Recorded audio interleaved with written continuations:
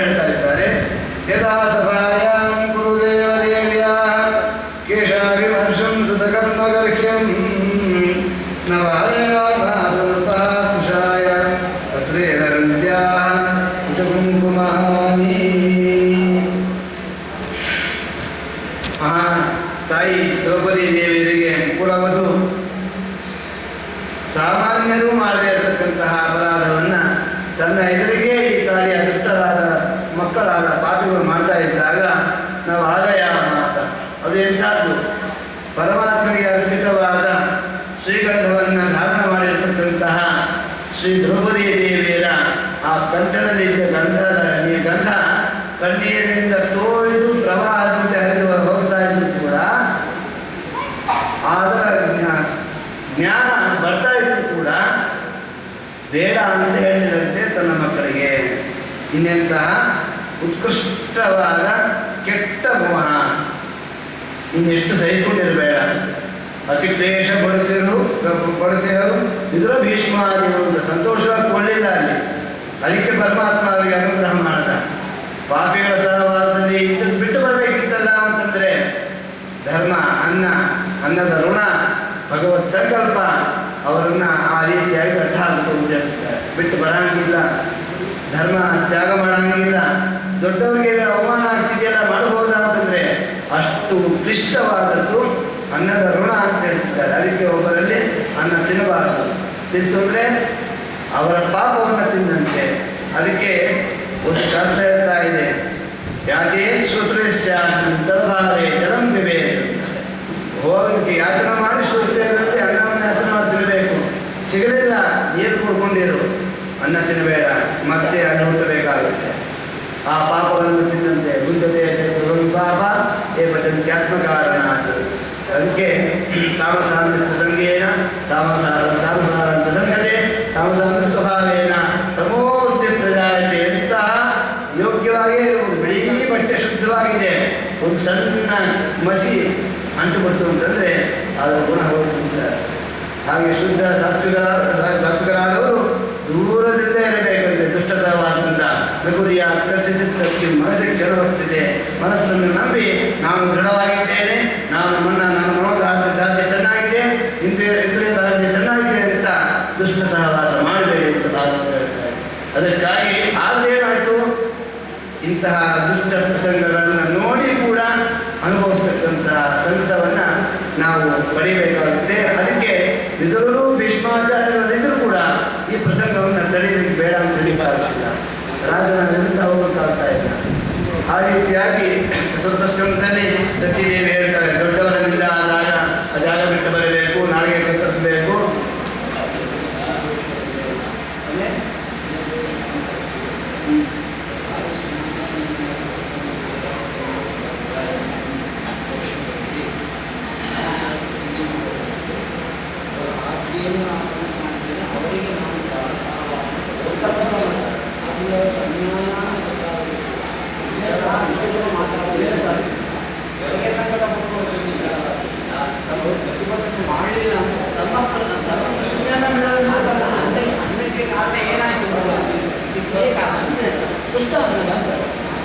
ಮನಸ್ಸು ಶಕ್ತಿ ಇದ್ದರೂ ಮಾಡಕ್ಕಾಗ್ತಿಲ್ಲ, ಯಾರು ಕೂತಿದ್ದಾರೆ ಅವನಿಗೆ ನಾನು ದಾಸ.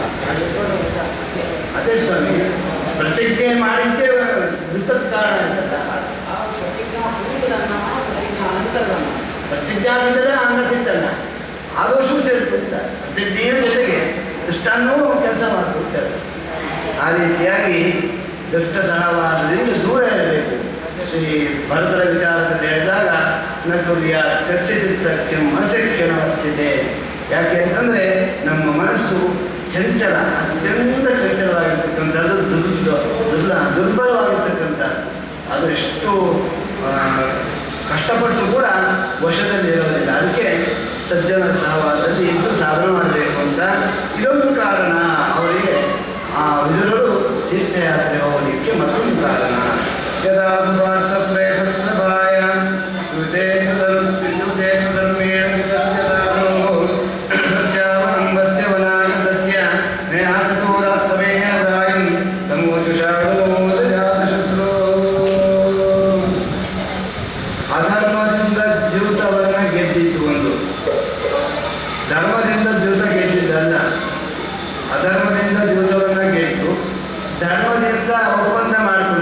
ಅದು ವಿಶೇಷ. ಅಧರ್ಮದಿಂದ ದಿವಸವನ್ನು ಗೆದ್ದು ಧರ್ಮದಿಂದ ಒಪ್ಪಂದ ಮಾಡಿಕೊಂಡು ಆ ಒಪ್ಪಂದದಂತೆ 12 ವರ್ಷ ವನವಾಸ, 1 ವರ್ಷ ಅಜ್ಞಾತವಾಸವನ್ನು ಮುಗಿಸಿ ಧರ್ಮದಿಂದ ಮುಗಿಸಿ ಬಂದರೂ ಕೂಡ ಯುತೇತು ಧರ್ಮೇಣ ಹಿತಸ್ಯ ಧಾತು ಸತ್ಯಾವಲಂಬನಸ್ಯ ವನಾಗತಸ್ಯ. ತನ್ನ ಸಂಕಲ್ಪದಂತೆ ಏನೋ ಒಪ್ಪಂದ ಆಗಿತ್ತು, ಯಾರು ಈ ಜೀವಿತದಲ್ಲಿ ಸೋಲ್ತಾರೋ 12 ವರ್ಷ ವನವಾಸ, 1 ವರ್ಷ ಅಜ್ಞಾತವಾಸ ಮಾಡಿ ಬರಬೇಕು ಅಂತ ಏನು ಒಪ್ಪಂದ ಆಗಿತ್ತು, ಅದು ಗೆದ್ದಿದ್ದ ಹಾಗೆ ಅನ್ಯಾಯದಿಂದಲೇ. ಶಕುನಿ ತನ್ನ ದುರ್ಯೋಧನವನ್ನು ನಾಶ ಮಾಡಬೇಕು ಅಂತಲೇ ತನ್ನ ಪರಿವಾರದ ಆ ಒಂದು ಮೂಳೆಗಳಿಂದ ರಚಿತವಾದ ಆ ಒಂದು ದಾಳಗಳನ್ನು ಹಾಕಿ ಬೇಕಾದಂಥ ದಾಳವನ್ನು ಕೇಳಿಸ್ತಾ ಇದ್ದ. ಸುಮ್ಮನೆ ಮಾಡಿಲ್ಲ. ಶಕುನಿ ಮಾಡಿದ್ದೇನು ಅಂತಂದರೆ, ಪ್ರಬಲವಾದ ಪಾಂಡವರಿಗೆ ವಿರುದ್ಧವಾಗಿ ಇವನನ್ನು ಎತ್ತು ಕಟ್ಟಿದರೆ ಇವನ ನಾಶ ನಿಶ್ಚಯ ಅಂತ ತಿಳಿದು ಅದಕ್ಕೆ ಅದರಂತೆ ಮಾಡ್ತಾ ಇದ್ದಾನೆ. ತನಗೆ ಬೇಕಾದ್ದೇನು ದುರ್ಯೋಧನದ ನಾಶ, ಆದರೆ ಈ ಕಷ್ಟ ಅನುಭವಿಸಿದ್ದ ಯಾರು? ಪಾಂಡವರು. ಆ ಸತ್ಯಾವಲಂಬಿಗಳಾದ ಮಹಾನುಭಾವರಾದ ಪಾಂಡವರು ಅಧರ್ಮದಿಂದ ಸೋತು ಧರ್ಮದಿಂದ ವನವಾಸಾದಿಗಳನ್ನು ಮಾಡಿಕೊಂಡು ಬಂದರೂ ಕೂಡ ಬಂದ ಮೇಲೆ ಕೊಡಬೇಕಾಗಿತ್ತು, ಅವರಿಗೆ ಸಂಬಂಧಪಟ್ಟಂತಹ ಆಸ್ತಿಯನ್ನು ಕೊಡಬೇಕಾಗಿತ್ತು, ಅದನ್ನು ಕೊಡಲಿಲ್ಲ. ಅದಕ್ಕೆ ಸಮಯೇನ ದಾಯಂ ಪಿತೃಧನಂ ಅಂತ ಹೇಳ್ತಿದ್ದಾರೆ. ನಮಗೆ ಬರಬೇಕಾದಂತಹ ಆ ಒಂದು ಆಸ್ತಿಯನ್ನು ನ್ಯಾಯವಾಗಿ ಕೇಳಲು ಕೂಡ ತಮೋದಿಶಾತ್ಮ ಯಾಚದು ಅದಾತ್ ನ ಅದಾತ್ ಕೊಡಲಿಲ್ಲಂತೆ. ಯಾರು? ಅಜಾತ ಶತ್ರು ತಮೋದಿಶಾನೋ ಯದಜಾತ ಶತ್ರು. ಅಜಾತ ಶತ್ರುವಾದ ಧರ್ಮರಾಜರಿಗೆ ಕೊಡಲಿಲ್ಲ. ಅಜಾತ ಶತ್ರುವಾದ ಧರ್ಮರಾಜರಿಗೆ ಅಂದ್ರೇನು ಯಾವುದೂ ವೇದ ಇಲ್ಲ, ಸತ್ಯಾವಲಂಬಿಗಳಾಗಿದ್ದಾರೆ, ಯಾರಲ್ಲೂ ದ್ವೇಷ ಇಲ್ಲ, ಶತ್ರುಗಳೂ ಇಲ್ಲ. ಅಂತಹ ಪರಮಶಾಂತರಾದ ಧರ್ಮರಾಜನಿಗೆ ಕೊಡಬೇಕಾದಂತಹ ತಮಗೆ ನ್ಯಾಯವಾಗಿ ಬರಬೇಕಾದಂತಹ ಪಿತೃಧನವನ್ನು, ಪಿತ್ರಾರ್ಜಿತ ಆಸ್ತಿಯನ್ನು ಕೊಡಲಿಲ್ಲ. ಈ ಅಜಾತ ಶತ್ರು ಅನ್ನೋಕ್ಕೆ ನಮ್ಮ ಪೂಜ್ಯರು ಮತ್ತೊಂದು ಅರ್ಥ ಇರುತ್ತೆ. ನ ಜಾತಾಃ ಅಜಾತಾಃ ಶತ್ರುವಃ ಯಸ್ಯತಃ ಅಜಾತಶತ್ರುವಃ ಯೇಷಾಂತೆ ಅಜಾತಶತ್ರುವಃ. ಮತ್ತೊಂದು ಏನಂದರೆ ಸಮ್ಯಕ್ ಅಜಾತಾಃ, ಸರಿಯಾಗಿ ಅವರ ಉತ್ಪತ್ತಿಯೇ ಸರಿಯಾಗಿಲ್ಲ ಅಂತ ಹೇಳ್ತಿದ್ದಾರೆ. ಯಾಕೆ? ಗಾಂಧಾರಿ ದೇವಿಯರು ತಮ್ಮ ಗರ್ಭವನ್ನು ಕಲ್ಲಿಂದ ಹೊಡ್ಕೊಂಡಾಗ ಕೆಳಗೆ ಬಿದ್ದಾಗ ಎಲ್ಲ 100 ಜನರು ಕೆಳಗೆ ಬಿದ್ದು ಎಲ್ಲ ಸಣ್ಣ ಸಣ್ಣದಾಗಿ ಭ್ರೂಣಗಳು ಕೆಳಗೆ ಬಿದ್ದಾಗ ಶ್ರೀ ವೇದವ್ಯಾಸ ದೇವರು 101 ಘೃತಕುಂಭಗಳನ್ನು ತಂದು ಅದರಲ್ಲಿ ಇಟ್ಟು ಬೆಳೆಸಿದ್ದಂತೆ. ಅಂದ್ರೇನು? ಸರಿಯಾಗಿ ತನ್ನ ತಾಯಿಯ ಹೊಟ್ಟೆಯಲ್ಲಿ ಹುಟ್ಟಲೇ ಇದ್ದರಿಂದ ಸಮ್ಯಕ್ ಅಜಾತಾಃ. ಆದ್ದರಿಂದ ಅವರೇ ಶತ್ರುಗಳಾಗಿ ಇರತಕ್ಕಂಥದ್ದು ಯಾರೋ ದುರ್ಯೋಧನಾದಿಗಳು. ಅಂತಹ ಮಹಾನುಭಾವರಾದ ಧರ್ಮರಾಜರಿಗೆ ಕೇಳಿದ್ರು ಕೂಡ ಯಾಚತಃ ಅಭಿ, ಕೇಳಿದ್ರು ಕೂಡ ಕೇಳದೆ ಕೊಡಬೇಕಾಗಿತ್ತು, ಕೇಳಿದ್ರು ಕೊಡಲಿಲ್ಲ. ಅದೊಂದು ಕಾರಣ ಅಂತ ಹೇಳ್ತಾ ಯದಾರ್ಥ ಪ್ರಯತ್ನಸಭಾಯ ಜಗದ್ಗುರುರ್ಯ ಜಗತ್ ಕೃಷ್ಣ ನದಾಯ ಪುಂಸಾಯ ನಾರಿ ರಾಜಾ ಮೇಲೆ ಹತ ಪುಣ್ಯದೇಶ. ಸರ್ವೋತ್ತಮನಾದ ಜಗದ್ಗುರುವಾದ ಪರಮಾತ್ಮ ಸಂಧಿ ನಿಮಿತ್ತಕವಾಗಿ ಬಂದಿದ್ದಾನೆ. ಸಂಧಿ ನಿಮಿತ್ತಕವಾಗಿ ಬಂದು ಅತ್ಯಂತ ಅಮೃತಪ್ರಾಯವಾದ ಅನೇಕ ಮಾತುಗಳನ್ನು ಹೇಳಿ, ಈ ಮಹಾಭಾರತ ಯುದ್ಧ ನಡೆಯೋದು ಬೇಡ, ನಿಮಗೂ ತೊಂದರೆ ಆಗುತ್ತೆ, ಕೊಡಬೇಕಾದ್ರೆ ಕೊಟ್ಟು ಬಿಡಿ, ನೀವು ಸುಖವಾಗಿ ಬಾಳಬಹುದು, ನಿಮ್ಮ ಮಕ್ಕಳ ಜೊತೆ ನೀವು ಸುಖವಾಗಿ ಬಾಳಬಹುದು ಅಂತ ಧೃತರಾಷ್ಟ್ರ ಮಹಾರಾಜರಿಗೆ ಶ್ರೀಕೃಷ್ಣ ಪರಮಾತ್ಮ ಈ ವಿಚಾರವನ್ನು ಅನೇಕ ರೀತಿಯಲ್ಲಿ ಅಮೃತಪ್ರಾಯವಾದ ವಿಚಾರವನ್ನು ಉಪದೇಶ ಮಾಡ್ತಾರೆ. ಜಗದ್ಗುರುವಿಯಾದ ಜಗಾದ ಕೃಷ್ಣ, ಜಗದ್ಗುರುವಾದ ಜಗತ್ತಿಗೆ ಗುರುವಾದ ಬ್ರಹ್ಮದೇವರಿಗೂ ಕವಿಯ ಪುತ್ರಸ್ಸ ಹಿಮಾಚಿಕೇತ. ಜಗದ್ಗುರುವಾದ ಬ್ರಹ್ಮದೇವರಿಗೂ ಗುರುವಾದ ಪರಮಾತ್ಮ ಬಂದು ತಾನೇ ಬಂದು ಹೇಳಿದ್ರು ಕೂಡ ಆ ಮಾತಿನಲ್ಲಿ ವಿಶ್ವಾಸ ಮಾಡದೆ ಮಹಾನುಭಾವ ಏನು ಮಾಡಿದ್ದಾರೆ? ನತಾನುಂಸ ಅಂತಾಯನಾನಿ ರಾಜಾನುಮೇನೆ. ಇದು ಅಮೃತಪ್ರಾಯವಾದದ್ದು, ನನ್ನ ಸುಖಕ್ಕೆ ಕಾರಣವಾದದ್ದು ಅಂತ ಭಗವದ್ವಾಕ್ಯದಲ್ಲಿ ವಿಶ್ವಾಸವನ್ನು ಮಾಡಲಿಲ್ಲ. ಅದಕ್ಕೇನಾಯಿತು? ಹತ ಪುಣ್ಯ ದೇಶ. ಸ್ವಲ್ಪ ಇದ್ದಂಥ ಪುಣ್ಯ, ಮಹಾಪುಣ್ಯವಂತರಾದರೂ ಕೂಡ ಪಾಪಿ ಮಕ್ಕಳಲ್ಲಿ ನಾನಾ ರೀತಿಯಾದ ಪ್ರೀತಿಯನ್ನು ಮಾಡಿ ಮಾಡಿ ಮಾಡಿ ಮಾಡಿ ಅದರಷ್ಟ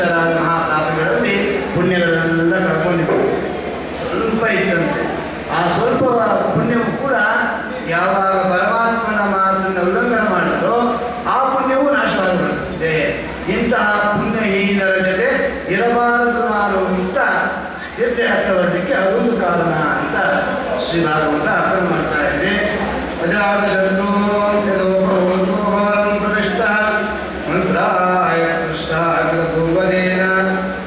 ಇಷ್ಟೆಲ್ಲ ಆದ ಮೇಲೆ ಸಾತ್ವಿಕ ಜೀವ ಧೃತರಾಷ್ಟ್ರ ಮಹಾರಾಜರು ತಮೋಯುಗರಲ್ಲ, ಮುಖ್ಯಯೋಗಿ ಜೀವರಾಶಿಗಳಾಗಿದ್ದಾರೆ.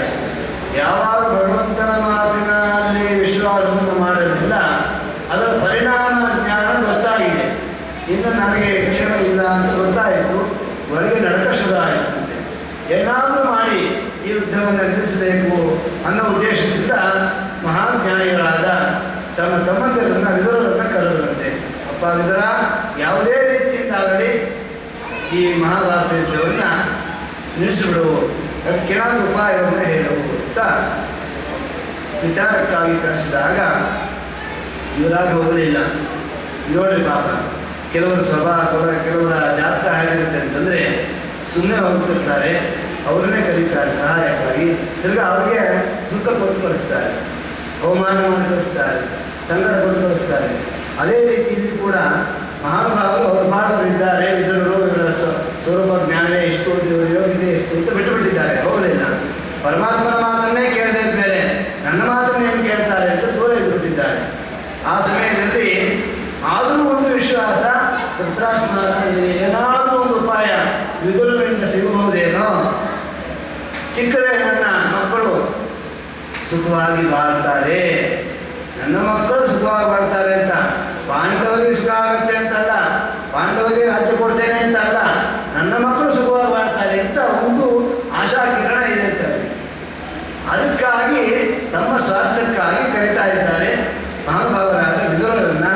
ಕರೆದಾಗ ಯದೋಪಭೂತೋಭವನಂ ಪ್ರವಿಷ್ಟ ಮಂತ್ರಾಯ ಪೃಷ್ಟ ಕಿಲಪೂರ್ವಜೇನ ಅತಾಹಂ ಮಂತ್ರಶಾಮರೀಯಾನ್ ಯನ್ಮಂತ್ರಿಣೋ ವೈದ್ಯಕಂ ವದಂತಿ. ಇಂತಹ ವಿಷಮ ಸಂದರ್ಭದಲ್ಲಿ ಏನು ಮಾಡಬಹುದಪ್ಪ ನಾವು? ಯಾವ ಮಾರ್ಗವನ್ನು ಅನುಸರಿಸ್ಬೋದು ನಾವು ನಮ್ಮ ಕ್ಷೇಮಕ್ಕೆ, ನಮ್ಮ ಮಕ್ಕಳ ಕ್ಷೇಮಕ್ಕೆ ಅಂತ ಕೇಳಿದಾಗ, ಮಕ್ಕಳ ಕ್ಷೇಮ ಅನ್ನೋದು ಅಂತರ್ಗತವಾದ ವಿಚಾರ. ಮೇಲೆ ಎಲ್ಲರ ಕ್ಷೇಮಕ್ಕೆ ಏನು ಮಾಡಬಹುದು ಅಂತ ಭಯ ಆಗ್ತಾ ಇದೆ. ಆದಾಗ ಆ ಮಾತು ಕೇಳಿದಾಗ ಮಹಾನುಭಾವರು ಒಂದೇ ಮಾತು ಹೇಳ್ತಿದ್ದಾರೆ, ಬೇರೆ ಸುತ್ತಿ ಬಳಸಿ ಮಾತಾಡೋ ಅಭ್ಯಾಸವೇ ಇಲ್ಲ. ಅಣ್ಣ, ನಿನ್ನ ಕುಲಕ್ಕೆ, ನಿನ್ನ ಮಕ್ಕಳಿಗೆ, ನಿನಗೆ ಸಂತೋಷ ಆಗಬೇಕು ಅಂತಂದರೆ ಅಜಾತಶತ್ರು ಪ್ರತಿ ಎಚ್ಚದಾಯ ಕೊಡಬೇಕಾದಂತಹ ಪಿತ್ರಾರ್ಜಿತ ಆಸ್ತಿಯನ್ನು ಧರ್ಮರಾಜನಿಗೆ ಕೊಟ್ಟು ಬಿಡು. ಮತ್ತೊಂದು ತಿತಿಕ್ಷಿತೋ ದುರ್ವಿಷಮಂತವಾಗ ಮಹಾನ್ ತಾಳ್ಮೆಯಿಂದ ನೀನು ಕೊಟ್ಟ ಎಲ್ಲ ಕಷ್ಟವನ್ನು ತಡ್ಕೊಂಡಿದ್ದಾರೆ ಮಹಾನುಭಾವ ಧರ್ಮರಾಜ. ಮತ್ತೇನು ಅವರು ಅಶಕ್ತರು ಅಂತ ತಿಳ್ಕೊಬೇಡ, ಅವ್ರಿಗೆ ಆಸ್ತಿಯನ್ನು ಪಡೆಯಲಿಕ್ಕೆ ಸಾಮರ್ಥ್ಯ ಇಲ್ಲ ಅಂತ ತಿಳ್ಕೊಬೇಡ. ಇದನ್ನು ತಿಳಿದೇ ನೀನು ನನ್ನ ಕರಿತಾ ಇದ್ದಿ. ಯಾತಕ್ಕಾಗಿ ಕರಿತಿದ್ದಿ ಗೊತ್ತಾ? ಯಾರ ಭಯದಿಂದಲೂ ನೀನು ಕರಿತಾ ಇಲ್ಲ, ಒಬ್ಬನ ಭಯದಿಂದ ಕರಿತಾ ಇದ್ದಿ. ಆ ಒಬ್ಬನ ಭಯ ಏನು ಅಂತ ಗೊತ್ತಿದೆ ನಿನಗೆ. ಯಾರು ಅಂತಂದರೆ ಸಹ ಯತ್ರ ಮೃಗೋದರೋ ಹೀರಿ ಸಶತ್ವಾಯಂ ತುಮರಂ ವಿಭೇಷಿ. ಒಬ್ಬನ ಭಯ ಅಂದರೆ ಶ್ರೀ ಭೀಮಸೇನ ದೇವರಿಗೋಸ್ಕರ ಅಂದರೆ ನಿನ್ನ ಮಕ್ಕಳ ಕ್ಷೇಮಕ್ಕಾಗಿ ಕರೀತಾ ಇದ್ದೆ. ಕೊಟ್ಟುಬಿಡು, ನೀನು ಕೊಡದೆ ಅಂತೂ ತಗೋತಾರೆ, ನೀನೇ ಕೊಟ್ಟುಬಿಟ್ರೆ ನಿನ್ನ ಮಕ್ಕಳು ಕ್ಷೇಮವಾಗಿ ಬರೀತಾರೆ. ಆ ಉದ್ದೇಶದಿಂದ ನಾನು ಹೇಳ್ತಾ ಇದ್ದೇನೆ, ಕೊಟ್ಟುಬಿಡು. ಬರೀ ವಿನಾಕಾರಣ ಅನೇಕ ನಿರಪರಾಧಿಗಳು ಸಾವಿಗೀಡಾಗ್ತಾರೆ ಅನ್ನೋ ಉದ್ದೇಶದಿಂದ ನೀನು ಕಲಿಸ್ತಾ ಇಲ್ಲ. ಮಹಾಭಾರತ ತಡಿಬಾರ್ದು ಅಂತ ಹೇಳ್ತಿಲ್ಲ, ನಿನ್ನ ಮಕ್ಕಳ ನಾಶಕ್ಕೆ ಹೆದರಿ ನೀನು ಕಲಿಸ್ತಾ ಇದ್ದೆ. ಅವನೊಬ್ಬ ಸಾಕು. ಯಾರು? ಮೃಗೋದರ ಶ್ರೀ ಭೀಮಸೇನ ದೇವರು ಒಬ್ಬ ಸಾಕು, ಅವ್ನಿಗೆ ಹೆದರಿ ನೀ ಕೆಲಸ ಮಾಡ್ತಾ ಇದ್ದೆ. ಅದರಿಂದ ಕೊಟ್ಟುಬಿಡು ಅಂತಂದಾಗ ಮತ್ತೆ ಸಾಕ್ಷಾತ್ ಶ್ರೀ ಕೃಷ್ಣ ಪರಮಾತ್ಮ ಸಹ ಅವ್ರ ಬೆಂಬಲನಾಗಿ ಇಲ್ಲೇ ಇದ್ದಾನೆ, ಎಲ್ಲೂ ಹೋಗಿಲ್ಲ. ಒಂದು ಭೀಮಸೇನ ದೇವರ ಭಯ ಅವನಿಗೆ, ಮತ್ತೊಂದು ಶ್ರೀಕೃಷ್ಣನ ಸಹಾಯ ಅವರಿಗಿದೆ ಅಂತ ಮತ್ತೊಂದು. ಇವೆಲ್ಲ ತಿಳ್ಕೊಂಡ ಮೇಲೆ ನೀನು ಕೊಟ್ಟುಬಿಡು. ಮತ್ತಿಷ್ಟೆಲ್ಲ ದುಃಖಕ್ಕೆ ಕಾರಣ ಇರುವುದಾದ ಇಲ್ಲಪ್ಪ ಇದಲ್ಲ ಸಯೇಷ ದೋಷ ಪುರುಷದ್ವಿಳಾಸ್ತೆ ಈ ನಿಂತಿದ್ದಾನಲ್ಲ ಇವನೇ ಮಹಾಪಾಪಿ, ಇವನಿಂದಲೇ ಎಲ್ಲ ಸಂಕಟ ಪ್ರಾಪ್ತವಾಗಿದೆ. ಅದರಿಂದ ಗೃಹಂ ಪ್ರವಿಷ್ಟ ಅಯಂ ಅಪತ್ಯಮತ್ಯ ಕೃಷ್ಣಾಸಿ ಕೃಷ್ಣಾತ್ಮಕಃ ಗತಶ್ರೀ. ಕೃಷ್ಣ ಪರಮಾತ್ಮನ ಅನುಗ್ರಹದಿಂದ ವಂಚಿತನಾಗಿ ಮಹಾ ದರಿದ್ರನಾಗಿದ್ದಾನೆ. ಅವನ ಎಲ್ಲ ಐಶ್ವರ್ಯವೂ ನಷ್ಟವಾಗುತ್ತಿದೆ. ಎಲ್ಲ ಪರಮಾತ್ಮನ ಅನುಗ್ರಹದಿಂದ ವಂಚಿತರಾದವರು ಎಷ್ಟೇ ಐಶ್ವರ್ಯರಾದರೂ ಕೂಡ ಅವರು ಮೃತಪ್ರಾಯರು ಅಂತ ಹೇಳ್ತಿದ್ದಾರೆ. ವಿಪದೋ ನೈವ ವಿಪದ ಸಂಪದೋ ನೈವ ಸಂಪದ ವಿಪತ್ ವಿಸ್ಮರಣಂ ವಿಷ್ಣು ಸಂಪದ ನಾರಾಯಣ ಸ್ತುತಿ ಅಂತ ಹೇಳೋದ್ರಿಂದ ಭಗವಂತನ ಪರಮಾನುಗ್ರಹಕ್ಕೆ ಪಾತ್ರರಾದವರೇ ನಿಜವಾದ ಸುಖಿಗಳ ಹೊರತು ಇನ್ಯಾರೂ ಕ್ಷೇಮಿಗಳಲ್ಲ, ಸುಖಿಗಳಲ್ಲ ಅಂತ ತಿಳಿದಿರುವುದನ್ನು ನಾನು ಹೇಳ್ತಾ ಇದ್ದೇನೆ. ಇವರನ್ನ ಗತಶ್ರೀ ತ್ಯಜಾಶ್ವತೇನ ಕುಲಕೌಶಲಾಯ. ನಿಮ್ಮ ಕುಲಕ್ಕೆ ಮಂಗಳವಾಗಬೇಕು. ಈ ಪಾಪಿಯನ್ನು ಬಿಟ್ಬಿಡಿ. ತ್ಯಜೇದೇಕಂ ಕುಲಸ್ಯಾರ್ಥೆ ರಾಮಸ್ಯಾರ್ಥೆ ಕುಲಂ ತ್ಯಜೇತ್ ರಾಮಂ ಜನಪದಸ್ಯಾರ್ಥೆ ಆತ್ಮಾರ್ಥೆ ಪೃಥ್ವೀ ಅಂತ ಹೇಳೋದ್ರಿಂದ ಇದನ್ನು ಬಿಟ್ಟು ಬಿಡಲಿ ಅಂತ ಹೇಳಿದಾಗ ಪಾಪಿ ಏನಬೇಕು? ನನ್ನನ್ನು ನಿಂದನೆ ಮಾಡ್ದ ಅಂತ ಕೋಪವಂತೆ ಹೊರತು ಒಳ್ಳೇದು ಹೇಳ್ದ ಅಂತ ಬಂದೇ ಇಲ್ಲ. ಯಾಕೆ ಅವರಿಗೆ ಹೇಳ್ತಾ ಇದ್ದಾರೆ, ಇವರಿಂದಲೇ ಈ ಒಂದು ಪರಿಸ್ಥಿತಿ ಬಂದಿದೆ, ಕುಲನಾಶಕವಾದ ಒಂದು ಪರಿಸ್ಥಿತಿ ಬಂದಿದೆ. ಆದ್ದರಿಂದ ನನಗೆ ಅವನನ್ನೇ ಬೈದಾಗ ಅವನ ಯಾಕೆ ಪ್ರೀತಿಯಿಂದ ಮಾತಾಡ್ತಾನೆ. ಆ ಸ್ವರೂಪಭೂತವಾದ ದುಷ್ಟತನವನ್ನು ತೋರಿಸ್ತಾ ಇದ್ದಾನೆ. ಕೈಲಮತ್ವವು ದಾಸ್ಯ ನಮ್ಮ ಅನುಭವವನ್ನು ತಿಳ್ಕೊಂಡು ನಮ್ಮ ಮನೆಯಲ್ಲೇ ಇದ್ದು ನಮ್ಮ ಶತ್ರುಗಳಿಗೆ ಇದನ್ನು ಚಿತ್ರ ಮಾಡ್ತಾ ಇದ್ದಾನೆ. ಇಂತಹ ಈ ಧರ್ಮ ಕುತ್ತಿಗೆ ತರಬೇಡಿ ಇರ್ತಾರೆ ಚಿಕ್ಕಪ್ಪ, ನನ್ನ ಗೌರವದಿಂದ. ಅದಕ್ಕೆ ತಸ್ಮಿನ್ ಪ್ರದೇಪ ಪ್ರಕೃತ್ಯಾಸ್ತೆ ದೃಢಾಸ್ಯತ ಮಾಶು ಪ್ರತ್ಯಸಾನ, ಇವನನ್ನು ಅರವನೆಯಿಂದ ಓಡಿಸಿಬಿಡ್ರಿ ಅಂತ ಹೇಳಿದಾಗ ಮಹಾನುಭಾವರು ಸ್ವಯಂ ದ್ವಾರಿ ಧಾಯಮಾಯ. ಮಹಾನುಭಾವರು ನಗ್ತಾ ಬಂದ್ರಂತೆ. ಯಾರಿಗಾದ್ರೂ ಬೈದರೆ ನಗ್ತಾರಂತೆ, ಅವಮಾನ ಆದರೂ ನಗ್ತಾರೆ. ಇದರೂ ನಗೋಡು ಬಂದಂತೆ, ಮುಗುಳ್ನಗೆಯನ್ನು ತೋರಿಸ್ತಾ ಬಂದಂತೆ. ಯಾಕೆ ಹಂಗೆ ಬಂದರು? ದುಃಖ ಆದಾಗ ಕೋಪ ಬರಬೇಕು, ಶಾಪ ಕೊಡಬೇಕು, ಮತ್ತ್ಯಾಕೆ ನಕ್ಕೊಂಡು ಬಂದರು ಅಂತಂದರೆ ಶ್ರೀಕೃಷ್ಣ ಪರಮಾತ್ಮನ ಮಾಯಾ ಜಾಲವನ್ನು, ಮಾಯಾ ಶಕ್ತಿಯನ್ನು ಪ್ರತಿಬಂಧಕವಾದ ಮುಕ್ತಿ ಪ್ರತಿಬಂಧಕವಾದ ಮಾಯಾ ಜಾಲವನ್ನು ನೋಡ್ತಾ ಇದ್ದಾರೆ. ಯಾಕೆ ಅಂತಂದ್ರೆ ನಮ್ಮ ಅಣ್ಣನಿಗೆ ಏನು ಮೋಹಪಾಶ ಹಾಕಿದ್ದೀವ ಸ್ವಾಮಿ, ನಿನಗೆ ನೀನಲ್ಲದೆ ಯಾರು ಹಾಕಬೇಕು ಅಂತ ಹೇಳ್ತಾ ಇಂತಹ ಮೋಹಪಾಶ ಹಾಕಿ ಇಂತಹ ಪಾಪಿಗಳನ್ನು ರಕ್ಷಣೆ ಮಾಡತಕ್ಕಂಥ ವಿಷಯದಲ್ಲಿ ನೀನು ಪ್ರೇರಕನಾಗಿದೆಯಲ್ಲ, ನಿನ್ನ ಆ ಮಾಯಾ ಶಕ್ತಿಗೆ ನಮಸ್ಕಾರ ಅಂತ ನಂತ ಬರೋ ಕಾಲಕ್ಕೆ ಅವನಿಗೆ ಯೋಚನೆ ಇತ್ತಂತೆ. ಏನು ಯೋಚನೆ? ನಮ್ಮ ಶತ್ರುಗಳ ಪಾಳ್ಯದಲ್ಲಿ ಮತ್ತೊಬ್ಬ ಪ್ರಬಲ ಶತ್ರು ಸೇರಿಕೊಂಡ ಅಂತ. ಯಾರು? ಚಿಕ್ಕಪ್ಪ. ಸಾಮರ್ಥ್ಯ ಇರ್ತಕ್ಕಂತಹ ಪರಾಕ್ರಮಿಗಳು ವಿದುರರಾಗಿರ್ತಾರೆ. ಆ ಭಯ ಇತ್ತಂತೆ. ಅದಕ್ಕೆ ಸ್ಮಯಂ ಧನುರ್ಧ್ವಾರಿ ಧಾಯಮಾಯ, ಆ ಬಿಲ್ಲು ಬಾಣಗಳನ್ನು ಅರಮನೆಯ ಬಾಳದಲ್ಲೇ ಇಟ್ಬಿಟ್ಟಂತೆ. ಹಾಗೆ ಉಸಿರುಬಿಟ್ಟಂತೆ. ಒಬ್ಬ ಶತ್ರು ಕಡಿಮೆ ಆದ ಅಂತ ಅಪ್ಪ ಯೋಚನೆ ಮಾಡ್ತಿದ್ದಾರೆ, ಒಬ್ಬ ಸಾಕು ಅಂತ. ಇವನಿಗೆ ಅನಿಸ್ತಂತೆ ಭೀಮಸೇನರ ಬಗ್ಗೆ ಯೋಚನೆಯೇ ಇಲ್ಲ. ಯಾಕೆ? ಮೃತ್ಯು ಎದುರಾದಾಗ ಎಲ್ಲವೂ ನಾನೇ ಗೆಲ್ತೇನೆ ಅಂತ ಹೋಗ್ತಾನೆ. ಆ ರೀತಿಯಾದ ಒಂದು ದುಷ್ಟತನ ಈ ಪಾಪಿಯಲ್ಲಿ ಇರೋದ್ರಿಂದ ಈ 5 ಕಾರಣಗಳಿಂದ ಮಹಾನುಭಾವರು ತೀರ್ಥಯಾತ್ರಾ ಪ್ರಸಂಗವನ್ನು ಕೈಗೊಂಡಿದ್ದಾರೆ ಅಂತ ಹೇಳ್ತಾ, ಯಾನಿತ್ಯಚಾರ ಅಲ್ಲೇವ ಹರಿಘೋಷಣಾನೇ ಆಸನ್ನ, ಏನೇನು ಮಾಡಿಕೊಂಡು ಅವಧೂತಚರ್ಯದಿಂದ ಜೀವನ ಮಾಡ್ತಾ ತೀರ್ಥಯಾತ್ರಾ ಮಾಡಿದ ಪ್ರಸಂಗವನ್ನು ಮಹಾನುಭಾವರು ಈ ಯತಃ ತೃತೀಯ ಇತೇ ಗಮನೇ ಇರತಃ ಅಂತ ಜನ್ಮಾದ್ಯಸ್ಯ ಡೋನ್ಮಯಾತ್ ಇತರತಃ ಅನ್ನೋ ಪದದಿಂದ 3 ಸ್ಕಂದದ ಅರ್ಥವನ್ನು ಹೇಳಲಾಯಿತು.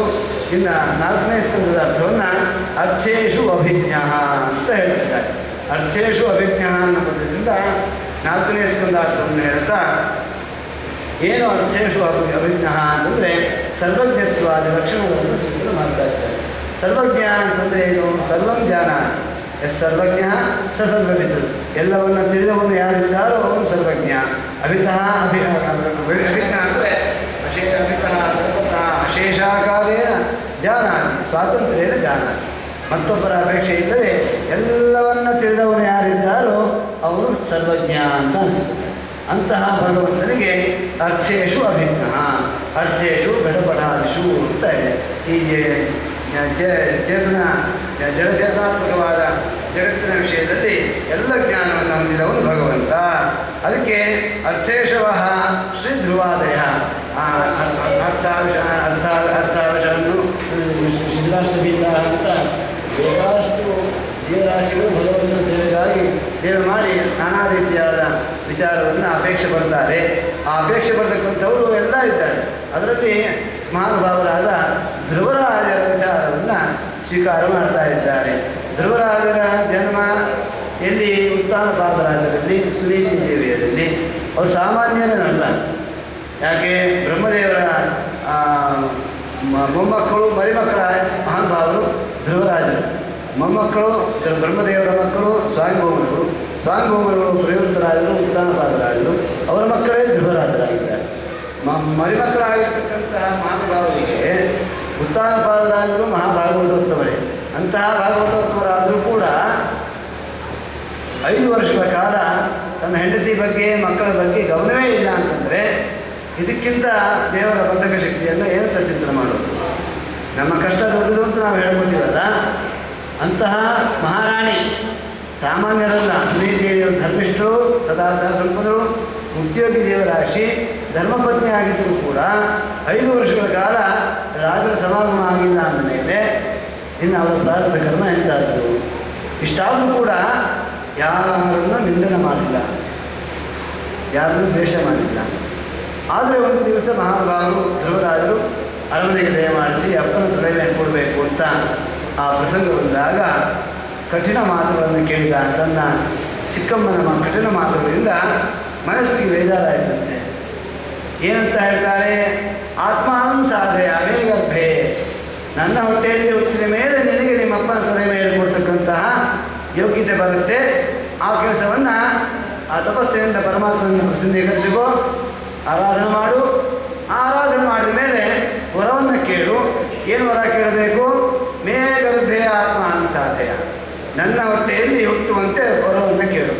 ಅಂದರೆ ಈ ಜನ್ಮದಲ್ಲಿ ಸಾಧ್ಯ ಇಲ್ಲ, ಈ ದೇಹ ತ್ಯಾಗ ಮಾಡಿ ಮತ್ತೊಂದು ದೇಹವನ್ನು ಪಡೆದು ನೀನು ಬಾ ಅಂತ ಅರ್ಥ. ಅಂದ್ರೇನು? ಸುಲಭವಾಗಿ ಹೇಳ್ತಿದ್ದಾಳೆ, ನೀನು ಬೇಗ ದೇಹ ತ್ಯಾಗ ಮಾಡು ಅಂತ ಅರ್ಥ. ಸಾಯಿ ಅಂತ ಹೇಳ್ತಿಲ್ಲ. ಎಷ್ಟು ಪರೋಕ್ಷವಾಗಿ, ಎಷ್ಟು ಅಮೃತಪ್ರಾಯವಾದ ಮಾತಿನಲ್ಲಿ ನೀನು ದೇಹ ತ್ಯಾಗ ಮಾಡು ಅಂತ ಹೇಳ್ತಿದ್ದಾರೆ.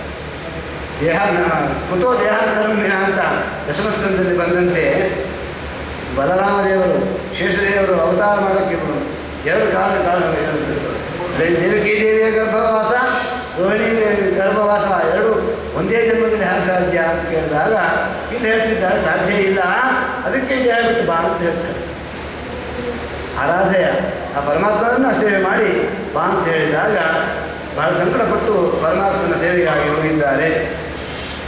ಆಗ ಸುನೀತಿ ದೇವಿ ಹೋಗಿ ಮುಂಚೆ ಒಂದು ಮಾತು ಹೇಳ್ತಾರೆ, ಯಾಕೀಗ ಇನ್ನು ಕಷ್ಟಪಡ್ತಿ ಕೂಸು, ಆತಂಕ ಪಡಬಾರದು.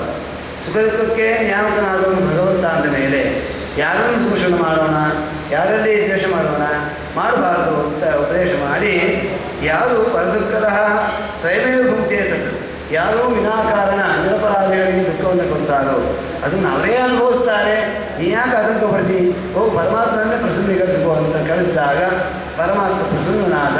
5.5 ತಿಂಗಳ ಕಾಲ ಅತ್ಯಂತ ಉಗ್ರವಾದ ತಪಸ್ಸನ್ನು ಮಾಡಿ ಏನು ಮನಸ್ಸಲ್ಲಿದ್ದಿತ್ತು, ನಾನು ನಮ್ಮಪ್ಪನ ತೊಡೆಯನ್ನು ಹತ್ತಿ ಕೂಡಬೇಕು, ಸಿಂಹಾಸನದಲ್ಲಿ ಕೂಡಬೇಕು ಅಂತ ಅಷ್ಟೇ.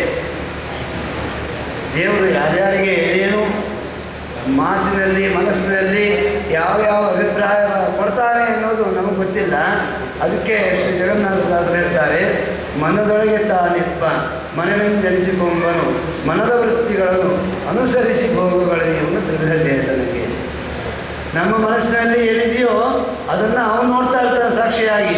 ಯಾವುದೇ ಕ್ಷುಲ್ಲಕವಾಗಲಿ ಮಹತ್ತರವಾದ್ದಾಗಲಿ, ಈ ಜನ್ಮದಲ್ಲಾಗಲಿ ಅಥವಾ ಇನ್ನೊಂದು ಜನ್ಮದಲ್ಲಾಗಲಿ ಅಥವಾ ಸ್ವಪ್ನ ರೂಪದಲ್ಲಾಗಲಿ ಅದನ್ನು ಕೊಟ್ಟು ಅದನ್ನು ಅನುಭವ ತಂದು ಕೊಟ್ಟು ಬಿಡ್ತಾನೆ ಪರಮಾತ್ಮ. ಅದನ್ನು ಕೇಳಬೇಕಾದ್ರೆ ಸರಿಯಾಗಿ ಕೇಳ್ರಿ. ಮನವನಿತ್ತರೆ ತನ್ನ ನೀವನು ತನುವ ದಂಡಿಸಿ ದಿನದಿನದೇ ಸಾಧನ ಮಾಡಬರಿಗಿತ್ತವನು ಸ್ವರ್ಗಾದಿ ಭೋಗಗಳ. ಈ ರೀತಿಯಾಗಿ ದೇವರನ್ನ ಏನು ಕೇಳಬೇಕು ಅಂತ ನಾವು ಅನ್ಕೋತೀವೋ ಕೊಡೋದು ಮುಂಚೆನೇ ಕೊಟ್ಟು ಬಿಟ್ಟಿರ್ತಾನೆ. ಅದು ಯಾವ ಜನ್ಮ ಅಂತ ಗೊತ್ತಿಲ್ಲ, ಯಾವ ದೇಶ ಅಂತ ಗೊತ್ತಿಲ್ಲ. ಅದಕ್ಕೆ ಭಗವಂತನಿಗೆ ಮಹಾಭಾವ ಪ್ರಹ್ಲಾದರಾಜರು ಕೇಳಿದ್ದು ಕಾಮಾನ ನೃತ್ಯ ಸಂಭ್ರಮಂ ಭವತಸ್ತು ಹೃದಯವರಂ. ಅಪೇಕ್ಷೆಗಳೇ ಹುಟ್ಟಬಾರದು ಸ್ವಾಮಿ. ನಿನ್ನಲ್ಲಿ ಭಕ್ತಿ ಬಿಟ್ಟು, ನಿನ್ನ ಸ್ಮರಣೆ ಬಿಟ್ಟು, ನಿನ್ನ ಭಕ್ತರ ಸಹವಾಸ ಬಿಟ್ಟು ಬೇರೆ ಯಾವುದರಲ್ಲೂ ಅಪೇಕ್ಷೆ ಹುಟ್ಟಬಾರದು ಅಂತ ಕೇಳಿದ್ದು ಈ ಎಲ್ಲ ಕಷ್ಟಗಳನ್ನು ನೋಡೇನೆ. ಆದರೆ ಧ್ರುವರಾಜರು ಅಪೇಕ್ಷೆ ಇದ್ದಿದ್ದೇನೋ, ನಾನು ಅಪ್ಪನ ತಲೆಯ ಮೇಲೆ ಕೂಡಬೇಕು. ಹೌದು, ಅದಕ್ಕೆ ಹೇಳ್ತಾರೆ ಪರಮಾತ್ಮ ಪ್ರಸನ್ನನಾದ, ವರವನ್ನು ಪ್ರಾರ್ಥನೆ ಮಾಡಿದ್ದಾಯಿತು. ಪ್ರಾರ್ಥನೆ ಮಾಡಿದ ಮೇಲೆ ಯೋಗತತ್ವವಿಶ್ಯ ಮಮವಾ ಜನ್ಮಾಂ ಪ್ರಸುಪ್ತಾಂ ಸಂಜೀವೇ ತ್ರಿಗಿರಶಕ್ತಿ ಧರಸ್ವದಾನ್ನ ಅನ್ಯಾಂಶಹಸ್ತಚರಣ ಶ್ರವಣತ್ವಗಾದೀನ್ ಪ್ರಾಣಾನ್ ನಮೋ ಭಗವತೆ ಪುರುಷಾಯ ತುಭ್ಯಂ ಅಂತ ಸ್ತೋತ್ರ ಮಾಡಿದ್ದಾಯಿತು. ಪರಮಾತ್ಮ ಪ್ರಸನ್ನನಾದ ಮೇಲೆ ಒಂದು ಮಾತು ಹೇಳ್ತಾನೆ. ಏನಂತ ಹೇಳಬೇಕು? ಏನು ಬೇಕೋ ವರ ಕೇಳು ಅಂತ ಹೇಳಬೇಕಿತ್ತು ಪರಮಾತ್ಮ. ಹೇಳ್ತಾ ವೇದಾಂತೆ ವಿವಸಜಂ ಹೃದಯರಾಜನ್ಯ ಬಾಲಕ. ಎಷ್ಟು ವೈಲಕ್ಷಣ್ಯ ಇದೆ ನೋಡ್ರಿ. ಒಬ್ಬೊಬ್ಬ ಭಕ್ತರಲ್ಲಿ ಕೂಡ ಒಂದೊಂದು ರೀತಿಯಾದ ವ್ಯತ್ಯಾಸ ಇಟ್ಟಿದ್ದಾನೆ ಪರಮಾತ್ಮ. ಪ್ರಹ್ಲಾದ ಭದ್ರಭದ್ರಂತೆ ಏನು ಬೇಕು ವರ ಕೇಳು ಅಂತ ಅಲ್ಲಿ ಹೇಳ್ದ. ಇಲ್ಲಿ ನಿನಗೇನು ಬೇಕು ನನಗೆ ಗೊತ್ತು, ಕೊಡ್ತೀನಿ ಅಂತ. ಏನಂತ ಹೇಳಿದೆ? ಸರ್ವಜ್ಞತ್ವ ಸ್ಥಾಪನೆ ಮಾಡೋದು ಬೇರೆ. ಪ್ರಹ್ಲಾದರಾಜರ ಕಕ್ಷ, ಧ್ರುವರಾಜರ ಕಕ್ಷ ಕರ್ಮದ ದೇವತೆಗಳೇ. ಅಲ್ಲಿ ವ್ಯತ್ಯಾಸ ಇದೆ ಅಂತ ಸೂಚನೆ ಮಾಡಲಿಕ್ಕೆ ಇರತಕ್ಕಂತಹ ಸ್ಥಾನ ಮಹಾನುಭಾವರು ಶೇಷಚಂದ್ರಿಕಾಚಾರ್ಯರು ದಶಮೋ ಮತ್ಸಮೋ ಭವೇತ್ ಅಂತ. ಈ ದಶಮೋ ಮತ್ಸಮೋ ಭವೇತ್ ಅನ್ನೋದೇ ವಿಶಿಷ್ಟವಾಗಿರ್ತಕ್ಕಂಥದ್ದು. ಮತ್ಸಮ ಅಂತಂದರೆ ಅವರು ಸಮ ಅವರೇನೆ. ಯಾಕೆ ಅಂತಂದರೆ ನಾರದರ ಪರಮಾನುಗ್ರಹದಿಂದ 19ನೇ ಕಕ್ಷದಲ್ಲಿದ್ದಂತಹ ಪ್ರಹ್ಲಾದರಾಜರು 15ನೇ ಕಕ್ಷಕ್ಕೆ ಉತ್ತೀರ್ಣತೆಯನ್ನು ಹೊಂದಿದ್ದಾರೆ. ಅಗ್ನಿದೇವರಿಗೆ ಸಮ, ಶತ್ರುಪಾದೇವರಿಗೆ ಸಮ. ಇಂತಹ ಭಾಗ್ಯ ಬೇರೆ ಯಾರಿಗಿದೆ? ಆದ್ದರಿಂದಲೇ ಅದು ವೈಲಕ್ಷಣ್ಯ. ವರ ಕೊಡ್ತೇನೆ ಅಂತ ಅದೇ ಹೇಳ್ದ. ಇಲ್ಲಿ ವರ ಕೊಡ್ತೀನಿ, ನನಗೆ ಗೊತ್ತು, ನಾನು ಕೊಡ್ತೀನಿ, ನೀನು ಕೇಳಬೇಡ ಅಂತ. ಇಲ್ಲಿ ಯಜ್ಞಪಿ ಗುರುಗಳಾಗಿ ಬಂದಿದ್ದಾರೆ ಶ್ರೀಪಾದರಾಜರು, ವ್ಯಾಸರಾಜರಿಗೆ. ಅದರಲ್ಲಿ ದೋಷ ಇಲ್ಲ. ಮೂಲದಲ್ಲಿ ಚಿಂತನೆ ಮಾಡಿದಾಗ ಪ್ರಹ್ಲಾದರಾದರು ಕರ್ಮದ ದೇವತೆಗಳಾದರೂ ಕೂಡ ವೈಲಕ್ಷಣ್ಯ ಇದ್ದೇ ಇದೆ. 15ನೇ ಕಕ್ಷ ಇದೆ, 19ನೇ ಕಕ್ಷ ಇದೆ. ಇದನ್ನು ಒಪ್ಪಲಿಕ್ಕೆ ಸಿದ್ಧ ಇಲ್ಲ ಅಷ್ಟೇ. ಎಷ್ಟೋ ಜನ ಒಪ್ಪಲಿಕ್ಕೆ ಸಿದ್ಧ ಇಲ್ಲ. ಒಪ್ಪದಿದ್ರೆ ಏನಂತೆ ಸಿದ್ಧವಾಗೋಗಿದೆ. ಸಮ ಅಂತಂದರೆ ವ್ಯಾಸರಾಜರೇ ಸಮ.